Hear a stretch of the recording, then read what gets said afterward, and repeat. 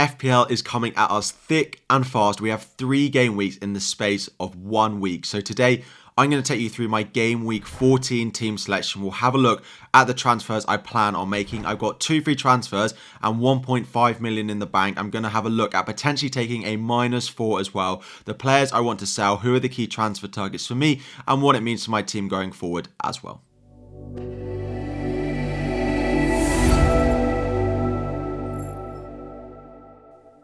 Welcome back everyone, FPL Harry here. Game Week 14 team selection. Before we dive in, 1,000 likes on the video is the aim. Subscribe if you are new around here as well. Game Week 13 was a rough week. After the international break, we expect difficult game weeks, and I was on the wrong end of some of the decisions that were made last week. 42 points, 8 below my safety score, which would have given me a grey arrow, did give me a red arrow from 310k down to 420k. It's not the end of the world. It's not a horrendously big red arrow, but it is a red arrow nonetheless. Defensively, we were poor, right? So Cash got 0.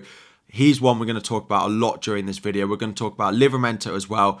Areola with a 3, again being disappointing. Gabriel, the only shining light in defense. Mbuemo is my new transfer in. He got only 2. Salah got his return alongside captain Erling Haaland. Ollie Watkins did get a goal. He continues to tick along, not exploding, but with the way the rest of my team are performing at the moment, I don't mind keeping him for now. Let me know how many points you got in Game Week 13. What is your rank now as well? And let's have a look at next week. So I've spoken a lot about how my transfers this week are going to be focused on midfield, right? So I have 2 free transfers, 1.5 million in the bank to spend.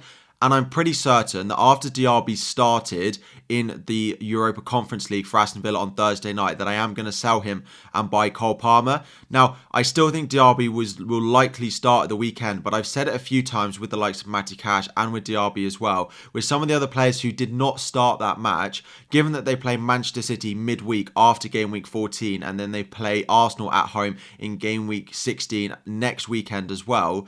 I do think there's a good chance that some of those key Aston Villa players do miss the game at the weekend against Bournemouth in order to be ready for the 2 more difficult games against Manchester City and Arsenal in the week as well. So I'm not certain that Diaby is going to play. Palmer is a player that I know I want long term. He's on penalties. The fixtures coming up are really nice.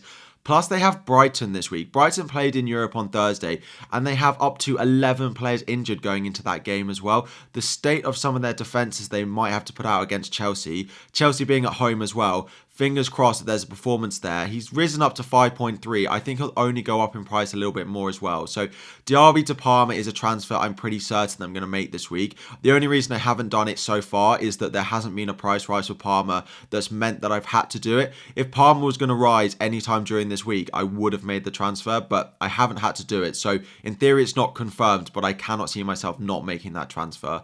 And then the other move is to go and buy Bukayo Saka. I have over the past few weeks spoken not that great about Bukayo Saka, but I've also mentioned that without Gabriel Jesus and Martin Odegaard in their team as well, it's a little bit confusing about how they're going to perform every single week. However, they did start all of them, Martinelli, Odegaard, Havertz, Jesus and Saka in the Champions League game midweek where they won 6-0.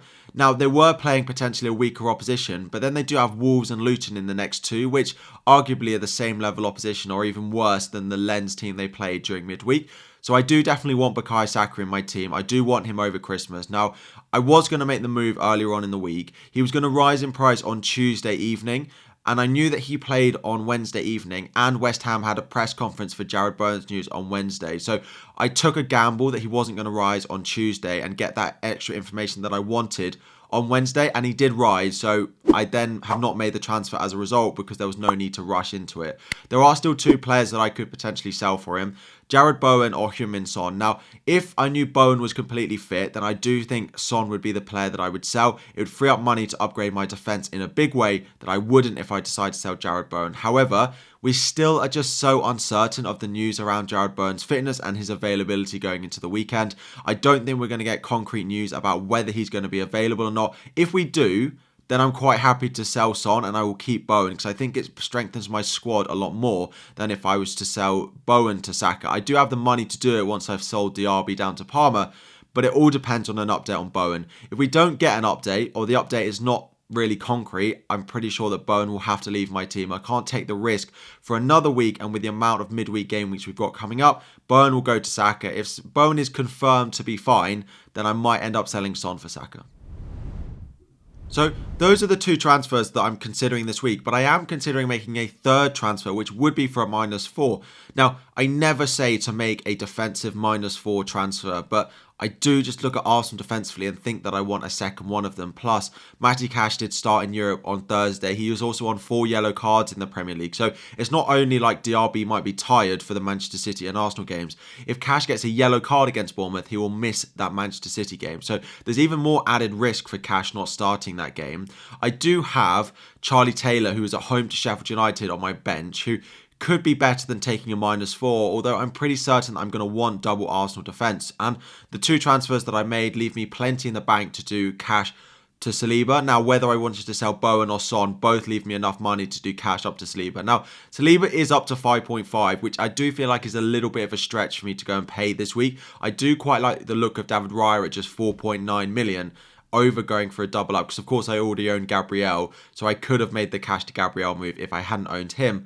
But I do think that adding another defender this week is a transfer I'm going to want to make in a few weeks anyway, that I just think I might want to make it this week. The only thing is, do I think there's a decent enough chance Cash starts, or do I think that I could just play Charlie Taylor at home to Sheffield United?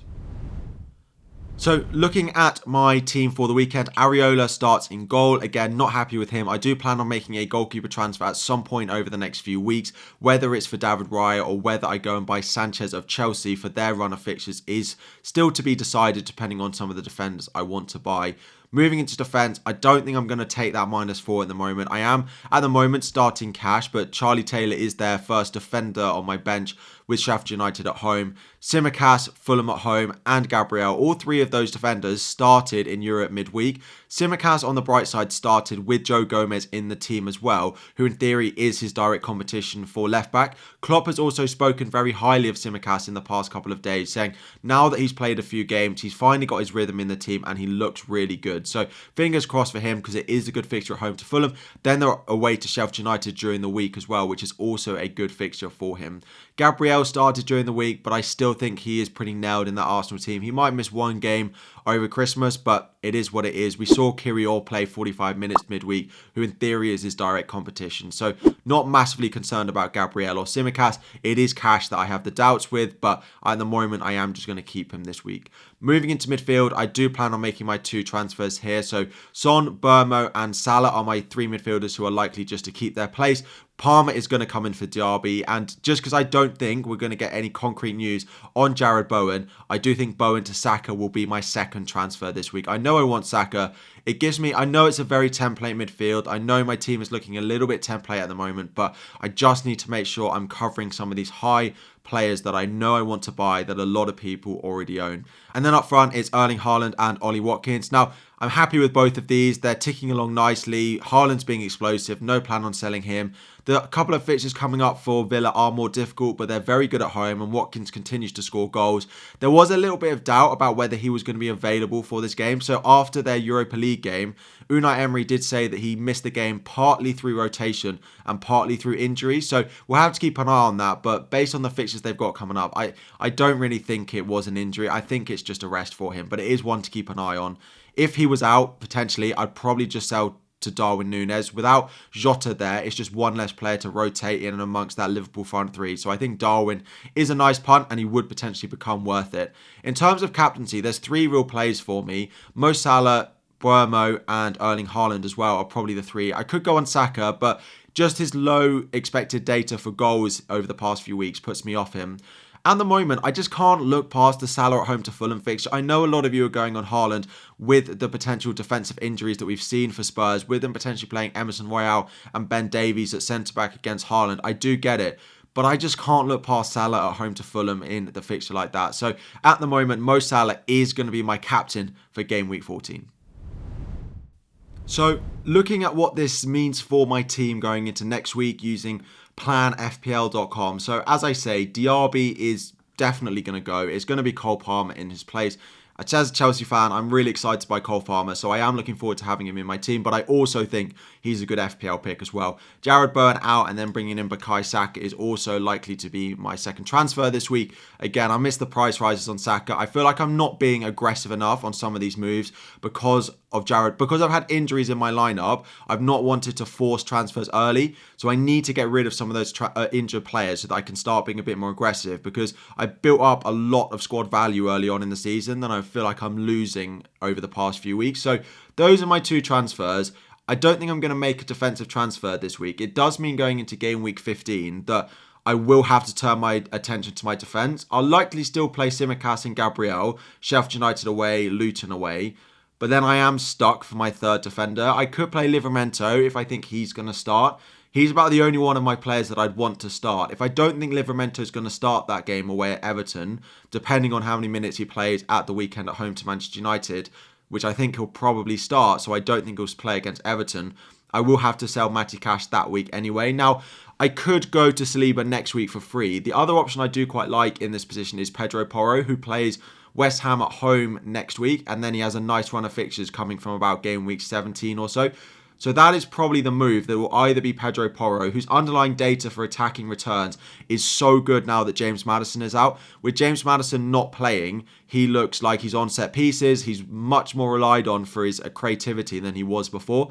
So that would look quite nice. And then in game week 16, I'd probably look still to be strengthening defence. It would still leave me a decent amount of money in the bank. I'd have about 1.1 million. So in that case, I could potentially upgrade Livramento. I can't quite do, very annoying, Livramento up to Saliba with that second move. It leaves me 0.1 short now, which is a little bit annoying. That was the planned transfer if Saka hadn't have risen earlier in the week, that I would buy Porro and Saliba over the next few weeks. But I can't afford that, so I will be looking for others. It could be Reece James. I do quite like Reece James, but it means that I don't have double Arsenal defence, which is okay given the other defenders I have. But yeah, those are the planned transfers. It'll be strengthening defence either from -4 next week, or I'll be looking to do it next week anyway. So those are my transfer plans for this week. I'm pretty certain Palmer and Saka will both be coming in for me this week. Diaby will definitely be going. And then it's either Jared Bowen if we don't get concrete news on him, or it'll be Heung-min Son if we do, because then I can get by